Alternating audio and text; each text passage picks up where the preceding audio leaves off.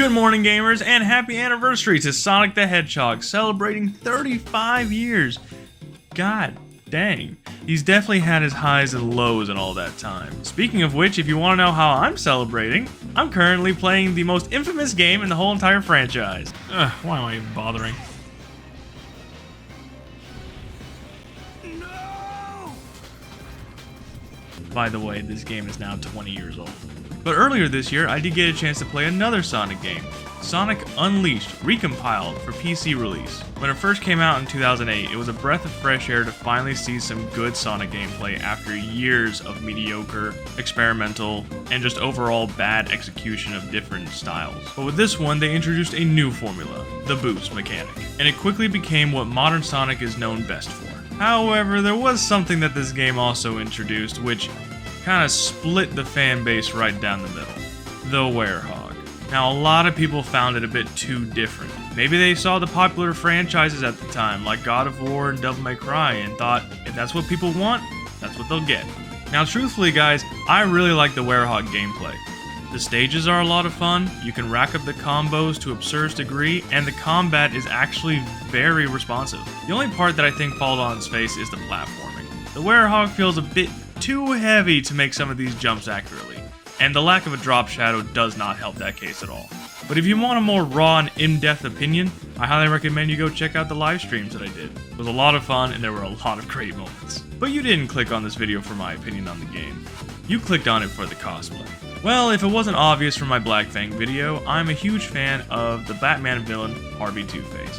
And when I saw this cover art, I knew I just had to recreate it. But, much like in my Shadow cosplay video, I did have some trial and error, so I made the mistakes so you don't have to. So here is the crudely drawn blueprint for this cosplay, feel free to laugh.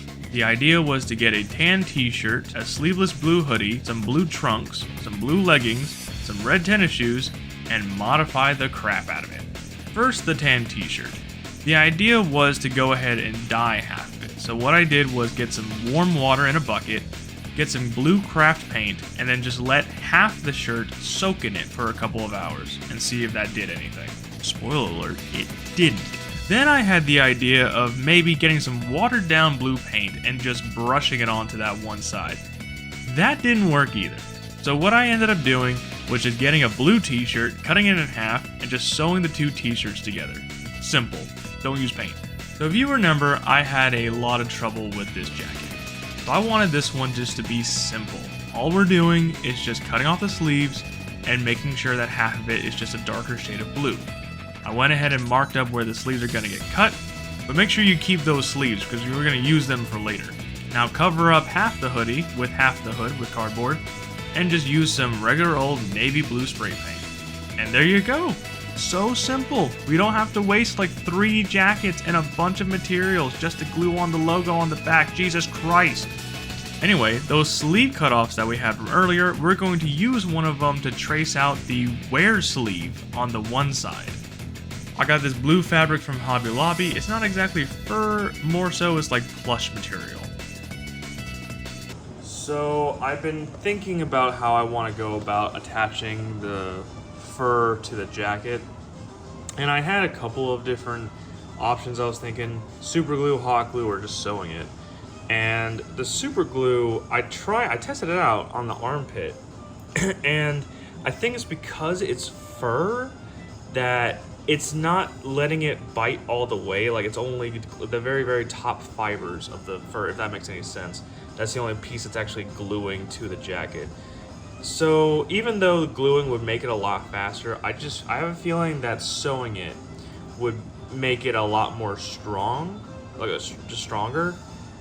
I think that's the way I'm gonna go about it. So let's go ahead and do that. So this is me trying it on for the first time, and I gotta say, this looks good. I'm really surprised how good this looks. I can't wait till the full arm's done, but god dang. Love it. Absolutely love it. I was so worried that it would not look good, but dang.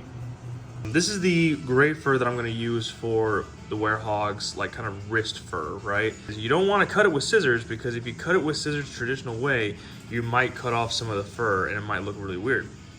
So what I learned a long time ago was take an X-Acto knife or some kind of knife, and you just kind of keep on scoring the fabric right here on the back, so that way you don't mess up any of the fur on this side. Lastly, you're going to add the white zipper to the front and the jacket's done. Now for the gloves. The one on the left is the first one I made and it was too small. The one on the right is store-bought and it was too see-through. So I made up a pattern and sewed it up and added a little cuff to the end. It was perfect. And I did the same thing with a grayish blue fabric for the Werehog hand. Then I took these fake Halloween cat nails and I super glued them to the fingertips of the glove. I made sure to wear a latex glove underneath just to make sure it doesn't stick to me. Then I used some ivory colored paint to make the nails look bone white. And that is the completed Werehog arm. On to the pants. The pants were very simple. Just get some blue trunks, fray up one side that's going to be on the Werehog side, and just like the Werehog sleeve, we made a Werehog leg, and we recycled the sleeves from the hoodie to make Sonic's leg. Now for the most important part of any Sonic cosplay, the shoes. These are some shoes I found at Walmart. They were absolutely perfect for Sonic. I had to spray paint one of them a darker shade of red to get that kind of metallic look that the Werehog shoes has. In order to get the iconic white strap on Sonic shoe and the metal spikes on the Werehog shoe, I had to tape up the front so I can pattern it out on foam later. For reference, this is the exact same material as craft foam that you would find in the kids' arts and crafts section. Now there were a lot of different ways I could have done the spikes on the Werehog shoes. The way I ended up going was putting flat triangles around the entire sides of the shoe, implying the spikes underneath. I ended up using EVA foam and my Dremel to come up with the 3 spikes and the buckle for both shoes. Plasti Dip is a great way of preparing foam for paint later on, and it will also make it much more durable, especially since these are shoes we're talking about here. These are the paints I used to bring both shoes to life: gunmetal gray for the Werehog, yellow and white for Sonic. And don't forget the protective varnish coat on top. Again, these are shoes, they're gonna go through abuse. And last minute addition was the Weresock. I made an anklet out of elastic band and put some fabric over it. And those are the shoes done! The ears are going to be very similar to how I made the shadow ears. I used some hairspray to make that little tuft of hair at the end of the ear stick up. But the method is exactly the same. For the inside of the ear, you're going to use some different colored felt and super glue it to the inside. I also masked off Sonic's ear so I could spray paint the Werehog's ear a darker shade of blue. Now for the messy part. Found some cosplay hair wax on Amazon and put a generous amount onto the Sonic side, since my natural hair color is going to help keep the Werehog side darker. I also found some silver hair wax and I added just a little bit to the Werehog side. Then I used a ton, and I do mean a ton, of blue eyeshadow and completely covered the left side of my face. I wanted to get some green contacts and fake fangs for this cosplay, but the fangs would not stay in and the green contacts would not come in time. For now, just Photoshop.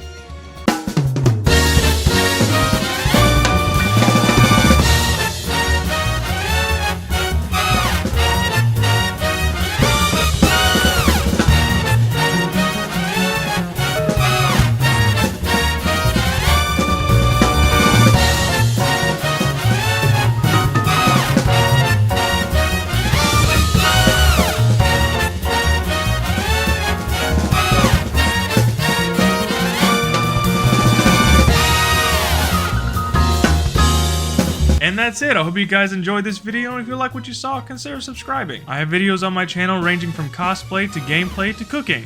Also, stay tuned for tomorrow night, 7 p.m. I'll be streaming Sonic 1 on the Sega Genesis to celebrate 35 years of the Blue Blur. But until then, hope you guys have a good night, and take care. Good night, gamers.